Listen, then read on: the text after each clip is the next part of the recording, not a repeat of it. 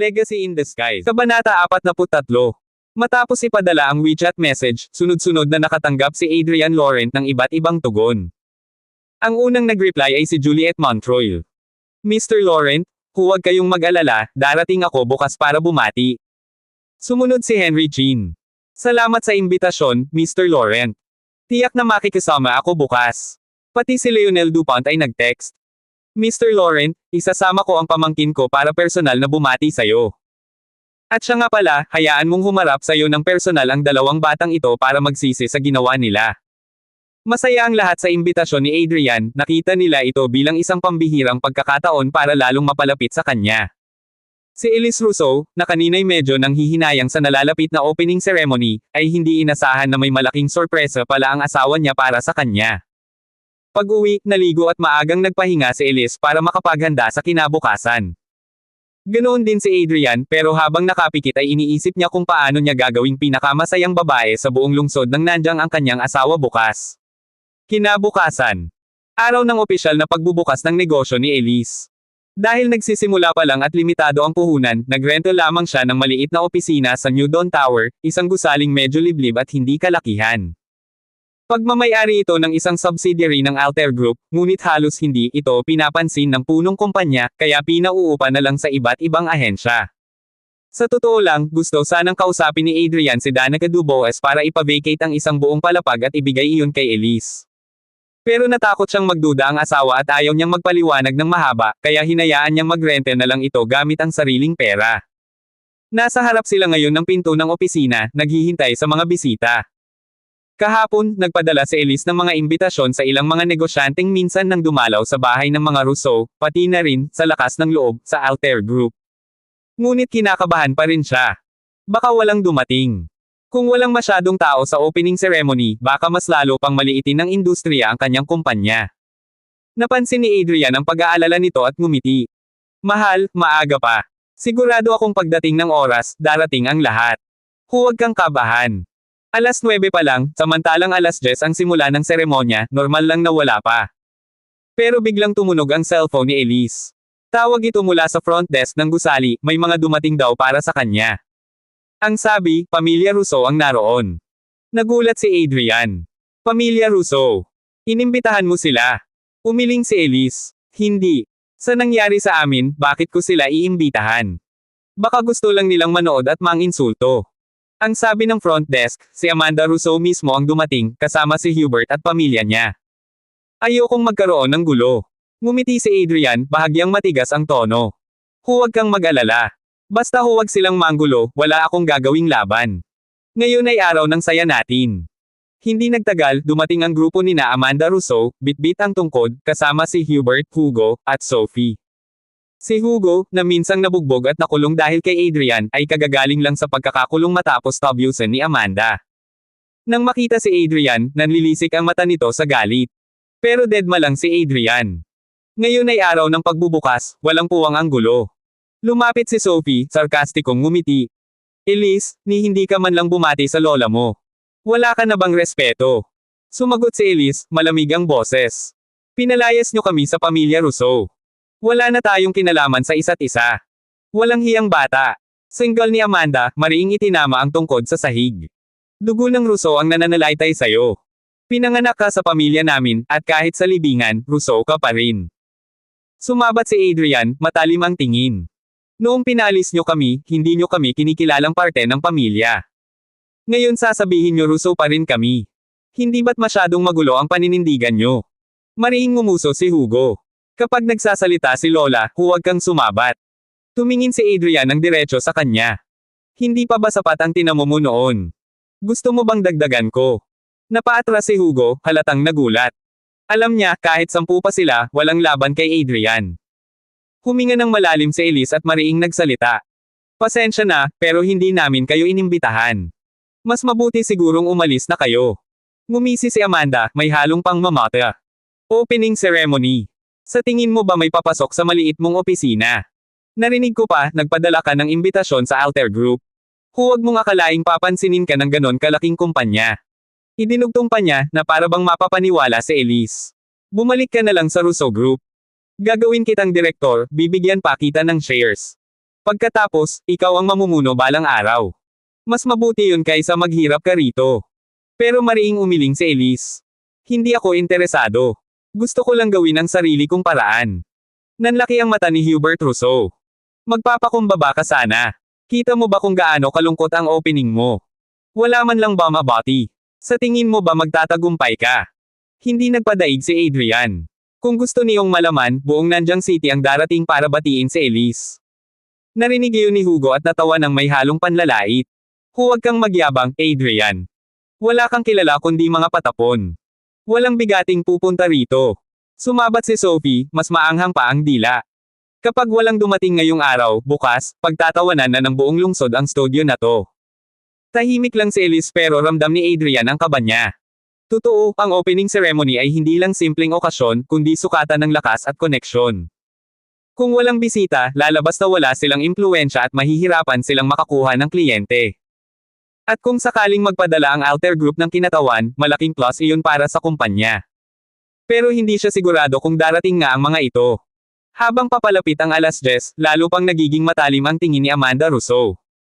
Elise, malapit na ang oras at wala pa ring tao. Sumuko ka na. Bumalik ka na sa amin. Lalong nanlamig ang hangin sa paligid. Kagatlabi si Elise, halatang nervyos. Hinawakan ni Adrian ang kamay niya, at marahan ngunit mariin. Kahit walang dumating, sapat na ako ang nandito sa tabi mo. Napatingin si Elise sa kanya, bahagyang gamaan ang loob. Pero sumingit ulit si Amanda, walang patawad. At ano naman ang magagawa mo?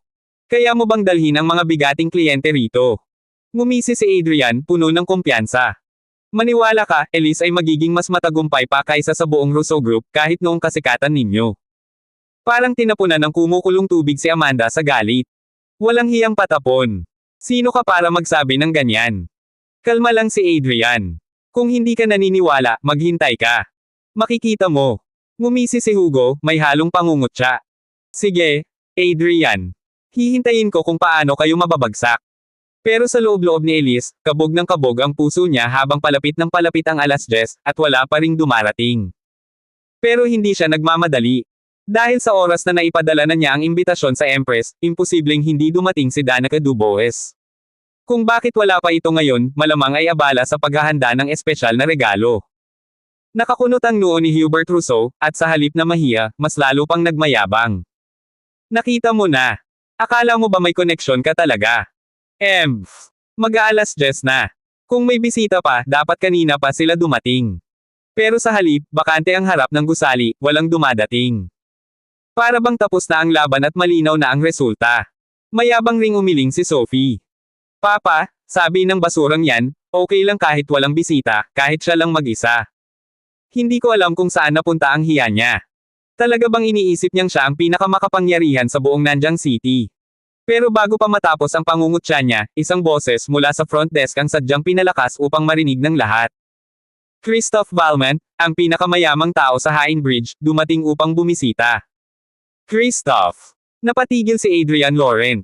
Mula noong huling DuPont family banquet kung saan literal na bumagsak ang kidlat sa eksena, hindi na niya nakita si Christoph. Ngayon, may negosyo si Elise pero hindi man lang niya inimbitahan si Christoph, kaya bakit ito nandito? Pati ang pamilya Rousseau, natigilan. Christoph Valmont. Ang pinakamayaman sa Hain Bridge, isa sa pinakamakapangyarihang tao roon. Anong koneksyon mayroon sila sa kanya? Pagpasok ni Christoph sa gusali, hindi siya nag-aksaya ng oras at diretso siyang tumungo sa lugar kung saan naroon si Adrian. Nagkatinginan ng pamilya Rousseau, gulat na gulat. Lumapit si Hubert Rousseau, iniangat ang sarili at nagayos ng suot. Nakilala ko lang si Christoph ilang araw ang nakaraan, pagmamayabang niya. May negosyanteng taga-Haicheng na nagpakilala sa akin sa kanya. Sumunod si Amanda Rousseau sa likod, dala ang kumpiyansang baka ito na ang pagkakataong makaangat. Pero nang makalapit si Christoph, mataba, malaki ang tainga, at may presensya ng isang makapangyarihang negosyante. Agad itong humakbang sa tabi ni Adrian, hindi man lang tinitigan si Hubert, at buong galit na sinabi. Mr. Laurent. Sa wakas, naabutan din kita. Sa gitna ng pagkabigla ng lahat, bahagyang tumango si Adrian. Bakit ka nandito? Magalang na sumagot si Christoph, halos yumuyuko. Mr. Laurent, ngayong nagbubukas ang negosyo ng iyong asawa, paano ako hindi pupunta para magbigay galang? Sinubukang sumabat ni Hubert, sabik na makisali. Mr. Valmont, nandito ka pala. Tara, doon tayo sa loob mag-usap. Pero biglang nagdilim ang mukha ni Kristoff, nagbago ang aura, mula magiliw, naging malamig at matalim. Sino ka? Malamig na tanong nito. Hindi mo ba nakikitang kausap ko si Mr. Laurent? Namutla si Hubert, halos mabulunan sa kahihiyan. Ako si Hubert Rousseau, ng pamilyang Rousseau. Ipinakilala ako sa iyo ni Marcel Goon mula sa Hainbridge. Napakunot ang noo ni Kristoff, halatang walang interes. Hindi ko kilala si Marcel Goon. At higit sa lahat, nandito ako para batiin si Mrs. Laurent sa pagbubukas ng kanyang kumpanya. Halos mabingi ang pamilya Rousseau sa narinig. Si Kristoff Valmont mismo, ang pinakamayaman sa Hainbridge, ay dumating para batiin si Elise. Napalingon ang lahat kay Adrian at Elise. Kailan pa sila nagkaroon ng koneksyon sa ganitong kalaking tao? Nanghihiyang umatras si Hubert at tumabi na lang sa gilid, hindi na makapagpatuloy sa pagpapakilala. Sa gilid, bumulong si Sophie kay Hugo, hindi makapaniwala. Sigurado ka bang totoong siya yon? Parang artista lang na hinir. Bakit parang masyadong magalang sa basurang iyon? Umiling si Hugo. Hindi ko alam, pero, parang hindi biro yan. Sa totoo lang, wala ni isa sa kanila ang personal na nakakita kay Kristoff noon. Pero ang nakikita nilang Kristoff ngayon, na halos sumambay kay Adrian, ay malayo sa imahe ng balitang arrogant at bastos. Mula sa bitbit niyang bag, inilabas ni Kristoff ang isang magarang kahon at iniabot kay Elise. Binabati kita, Mrs. Laurent. Maliit na bagay lang ito, sana'y tanggapin mo. Nagulat si Elise. Hindi niya kilala si Kristoff, at hindi rin niya alam kung dapat bang tanggapin ang regalo. Ngunit ngumiti si Adrian. Mahal ko, galing sa puso ni President Valmont ang regalong ito. Tanggapin mo. Kaya tinanggap ni Elise ang kahon, at matapos magpasalamat, inilagay ito sa gilid. Pero agad na sumingit si Sophie, puno ng pang-OOM. Elise, regalo yan ni President Valmont. Hindi mo ba bubuksan para makita natin? Sumangayon si Hugo, oo nga. Kilala ang Valmont sa pagiging bukas palad. Siguradong hindi basta-basta ang laman yan. Tumingin muna si Elise kay Adrian bago dahan-daang binuksan ang kahon. Sa loob nito ay isang makinang na jade pendant, walang bahid na dumi, kulay esmeralda, kumikislap sa ilaw na parang buhay. Halos mapalunok si Amanda Rousseau. Kilalang kilala niya ito ang Fairwind and Bright Moon, na ibinente sa Shuhai City Auction kamakailan lang sa halagang 50 milyon. At sinabing nabili ito ng isang kilalang tao mula sa Hainbridge, hindi pala iba kundi si Kristoff Valmont mismo. Kung hawak lang sana ito ng pamilya Rousseau, maaari pa silang makabawi. Napasulyap si Sophie sa pendant, kitang-kita ang inggit. Hindi ko alam kung anong swerte ang napala ni Elise para makilala si President Valmont. Pero bago pa siya matapos, muling umalangaw-ngaw ang boses mula sa lobby. May regalo para kay Ms. Elise Rousseau. Kasunod nito, umalangaw-ngaw ang malakas na ugong mula sa labas. Lumabas ang lahat at napatitig sa langit, isang malaking helicopter ang bumababa sa harap ng gusali. Nag-iingay ang buong crowd. Para lang sa pagbubukas ng kumpanya, may helicopter. Habang pababa ang helicopter, nakita nilang may dala itong mga engranding flower basket. May isa sa crowd na halos mapasigaw. Hindi ba't yan ang limited edition na Tiffany basket? Yung mismong basket pa lang, aabot na ng milyon. At ang mga bulaklak sa loob. Dutch tulips, Blue Witch, Juliet roses, lahat imported at bihirang makita sa bansa. Bawat piraso'y nagkakahalaga ng libo-libong piso, at ang mga bulaklak mismo ay mabilis lang malanta. 20 basket. Higit 40 milyon ang halaga. Halos matulala si Amanda Rousseau. Mahilig siyang magtanim ng bulaklak, pero kahit kailan, hindi niya inisip na bibili ng ganito kamahal. Bumulong si Sophie sa kanya. Lola, gusto mo ng Dutch tulip, di ba? Pero dati henna tulip lang ang kaya natin. Mas lalo tuloy naglaho ang kulay ng mukha ni Amanda, 1,000 milya ang layo ng henna tulip sa mga nakikita niya ngayon. At bago pa sila makapagpahinga mula sa gulat, muling sumigaw ang front desk. Ms. Danica Dubois, Vice Chairman ng Alter Group. Ms. Juliet Montreuil. Patriarch Leonel Dupont. Patriarch Henry Chin. At ang henyo na Dr. G. Tiancheng, narito upang batiin si Madam Laurent sa pagbubukas ng kanyang kumpanya. Parang sabay na natigil ang paghinga ng lahat. Kahit ang mga empleyado ng New Dawn Tower ay nagulat. Bihira lang bumisita ang mga bigating ito, pero ngayong sabay-sabay silang narito, para lang sa pagbubukas ng isang bagong kumpanya. Napatingin ang lahat kay Elise. Anong klaseng koneksyon mayroon ang babaeng ito para pag-ukulan ng ganitong karangalan? Maging si Elise mismo ay natulala. Isa lang siyang baguhan sa negosyo, walang pundasyon, walang kilalang impluwensya sa Nanjing City. Kaya't iisa lang ang posibleng dahilan. Si Adrian Laurent. Sa sandaling iyon, mabilis na nagsitabi ang mga osisero, para bang nagbigay daan sa dalawang reyna. Mula sa labas, magkasabay na pumasok sina Danica Dubois at Juliette Montreuil, parehong nakapormal na bestida, elegante at may ngiting nakakasilaw. Ang bawat hakbang nila ay parang pagmamartsa ng mga diyosa sa gitna ng entablado. Kasunod nila, dumating sina Lionel Dupont kasama ang anak niyang si Fred Dupont at pamangkin na si Gavin Dupont. Sumunod si Henry Chin kasama sina Lyra Chin at Riley Chin, pati si G. Tiansheng na may kasamang si Zai Tiansheng. At sa hulihan, maingat na nakasunod si Mr. Dante Morel. Halos mawala ng kulay ang mukha ni Sophie Rousseau sa nasaksihan. Isa lang sa mga taong ito ay napakahirap na makita, ngunit ngayon, sabay-sabay silang narito, at lahat ay dumating para batiin si Elise Rousseau. Para kay Sophie, isa yung matinding sampal sa dangal niya. Noon, may sarili rin siyang ipinagmamalaki. Bata pa siya, maganda, mayaman, at isa sa mga kilalang babae sa mataas na lipunan ng Nanjing City. Makinis ang balat, balingkinita ng katawan, isang ganap na diyosa sa mundo ng mga elite. Maraming taon na rin siyang palihim na nakikipagtagisan sa kanyang pinsan. Akala niya, nang makahanap siya ng nobyong magaling at maimpluwensya, mas malalampasan na niya si Elise sa lahat ng aspeto. Pero ngayong gabi, malinaw ang katotohanan, hindi man lang siya umabot sa antas nito. Elise, anong klaseng swerte meron ka? Bulong ni Sophie, halatang nangangitim sa inggit ang mga mata. Ngunit si Elise, hindi siya pinansin. Siya mismo ay parang wala sa wisyo sa sandaling iyon. Lumingon siya kay Adrian Laurent at mahina ngunit mariing nagtanong. Ikaw ba ang nag-imbite sa kanila? Tumango lang si Adrian, kalmado ang tinig. Ipinakita ko lang sa kanila ang Celestial Garden at binasa ang kapalaran nila. Maliit na pabor lang. Nanlaki ang mga mata ni Elise. Ilang ulit na niyang pinaalalahanan ang asawa na tigilan ang ganyang klase ng pambobola, baka balang araw ay matuklasan at sila'y mapahamak. Pero imbes na tumigil, lalo pang lumalawak ang circle ng mga taong nadadala ni Adrian sa kanyang mga sinasabi. Babuka pa lang sana ang bibig niya para sa isa pang sermon nang biglang sumalubong sina Danica at Juliette. Naunang magsalita si Juliette Montreuil, ngiting hindi matukoy kung tunay o may halong intriga, at iniabot ang kamay. Binabati ko ang pagbubukas ng kumpanya ninyo, Mrs. Laurent. Kung sakaling may kailangan sa disenyo ang pamilya Montreuil, kayo agad ang aming lalapitin. Parang kumidlat sa paligid. Isang Montreuil, nakikiusap. Para kay Elise Rousseau. Hindi makapaniwala ang pamilya Rousseau. Si Elise mismo, medyo nanginginig ang kamay nang tanggapin ang pakikipagkamay ni Juliette. Maraming salamat po, Miss Montreuil, sagot niya, bahagyang nangingiti pero halatang hindi pa rin makapaniwala. Habang magkahawak ang kanilang mga kamay, hindi maiwasang magtama ang mga mata nila. Magkasing ganda, magkasing kinis, ngunit naman ni Elise na may ibang antas ng karangyaan at kagalang-galang na presensya si Juliette na hindi niya matutularan. May kakaibang bigat ang bawat ngiti nito, na para bang sanay mag-utos at sundin ng lahat. Mrs. Laurent, patuloy ni Juliette, asawa ka ni Mr. Laurent at siya ang tagapagligtas ng Montreuil, kaya tanggalin mo na ang formalidad sa pagitan natin.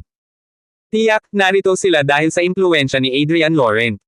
Napatingin si Elise sa asawa na abala sa pakikipagbatian sa iba, at sa puso niya'y may kumurot na inggit at pagtataka. Gaano pa kaya kalalim ang koneksyon ng taong ito? Sumunod na lumapit si Danica Dubois, magiliw at may dignidad ang ngiti. Iniabot ang kamay. Mrs. Laurent, binabati kita sa matagumpay mong negosyo.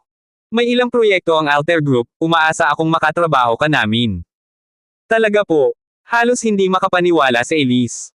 Noon nga, ang pagkakakuha ng pamilya Rousseau ng kontratang nagkakahalaga ng 60 milyon ay sapat na para magdiwang sila ng ilang buwan. Paano pa kaya kung mas malaki? Ngumiti si Danica, bahagyang nagtaas ng kilay. Oo naman. Sa katunayan, may hawak kaming halos 300 milyong pisong renovation projects. Kung kaya mong hawakan, lahat ibibigay namin sayo. Parang lumindol sa pamilya Rousseau. 300 milyon. Para kay Elise lang. Halos mamatla si Matriarca Amanda Rousseau. Kung makuha ko lang si Elise pabalik sa pamilya, makukuha rin namin ang Alter Group project. Sa isip niya, isa iyong panata, hindi niya hahayaang mapalayo si Elise ng tuluyan. Dumating naman si Lionel Dupont kasama sina Fred at Gavin. Magalang na nagbigay galang si Lionel. Mrs. Laurent, naway maging masagana ang inyong negosyo. Lahat ng renovation projects ng Dupont Group, sa inyo namin ipapasa. Napatango lang si Elise, hindi alam kung paano uunawain ang sunod-sunod na biyayang dumadating. Sumunod sina Gavin at Fred, parehong yumuko at buong respeto. Binabati po namin kayo sa pagbubukas, Mrs. Laurent. Sa malayo, nanlilisik ang mga mata ni Sophie habang pinagmamasdan si Gavin. Si Gavin na minsang pinangarap niyang makasama habang buhay. Si Gavin na dapat sana'y magiging asawa niya. Ngunit ngayon, ni hindi man lang siya tinitingnan, at mas masakit, nakayuko pa ito sa harap ni Elise. Hindi na niya napigilan ang sarili. Nilapitan niya ito, hinawakan ang braso, at halos umiiyak na tinanong. Gavin, bakit hindi ka na nagparamdam sa akin?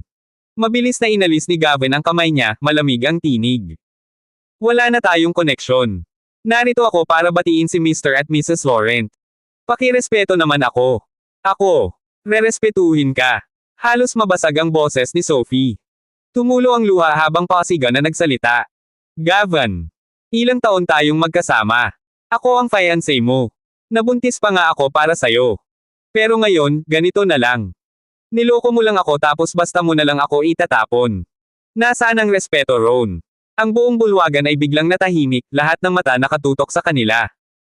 Ang alingaw-ngaw ng boses ni Sophie ay umikot sa paligid, parang pagsabog na samaire sa engranding okasyon. Masakit. Sobrang sakit ng puso ni Sophie Rousseau sa mga oras na ito. Noon, lahat ng saya at pagmamahal niya, pati ang pinakamagagandang taon ng kanyang buhay, ay inialay niya lang kay Gavin Dupont. Pero hindi niya akalaing si Gavin mismo ang magtutulak sa kanya sa pinakamalalim na bangin, gamit ang sarili nitong mga kamay. Mas lalo pa itong hindi matanggap ni Sophie nang makita niyang hindi lang siya nilero at iniwan ni Gavin, kundi ipinakita pa nito sa harap ng maraming tao ang matinding pagkainis sa kanya. Para bang gusto na niyang maglaho sa hiya. Sa gitna ng kanyang luha ang tanong, malamig at may kadilimang tugon ni Gavin. Huwag kang ang magdrama dito. Normal lang ang magmahal at maghiwalay. May respeto o wala, ano bang pinagsasabi mo? Nang makita ni Adrian Laurent na nagsisimula ng magingay si Sophie, agad itong lumapit. Pagkakita ni Gavin kay Adrian, biglang nanlumo ang mukha nito. Halata ang takot na baka hindi ito magustuhan ni Adrian sa nakikita. Agad siyang nagpaliwanag. Mr. Laurent, huwag kayong mabigla. Itong walang hiya, hayaan nyo na lang siyang magwala rito. Hindi makapaniwala si Sophie. Noon, mahal na mahal siya ni Gavin. Pero ngayon, para bang sinampal siya ng paulit-ulit sa bawat salitang binibitawan nito.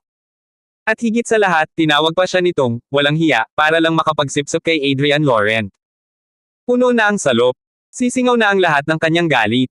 At sa isang hysterical na sigaw, bumulalas siya. Bakit ba kayo parang mga alipin niyang lahat? Sino bang si Adrian Laurent? Isa lang siyang walang kwentang manugang.